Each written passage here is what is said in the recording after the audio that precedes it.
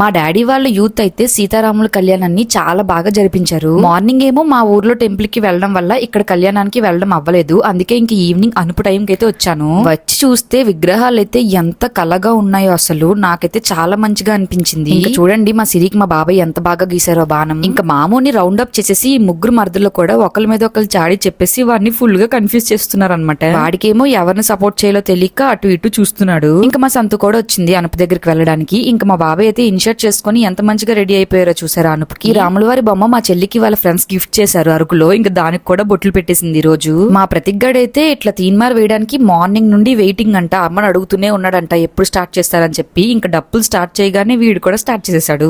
ఇంకా చిడతలు అయితే చాలా బాగా వేశారు. ఈ రాముల వారి పండగ అంతా మా ఇంటి పక్కనే అవుతుంది అనమాట. సో చిన్నప్పటి నుంచి రాముల వారి కళ్యాణం అంటే మాకు పెద్ద పండగలాగే. ఇంకా మంచిగా ఊరేగించుకొని తీసుకెళ్తున్నారు చిడతలు వేసుకుంటూ. ఇంక ఇక్కడ చూడండి రాముల వారు వెళ్ళిపోతున్నారని మా చిటితల్లి ఎలా ఏడుస్తుందో వెళ్ళొద్దు అని చెప్పి. ఇంకా చిడతలు అయిపోయిన తర్వాత వీళ్ళు యూత్ వాళ్ళు స్టార్ట్ చేశారనమాట. దేవుడి పాటలకి డాన్స్ చేస్తున్నారు ఇక్కడ.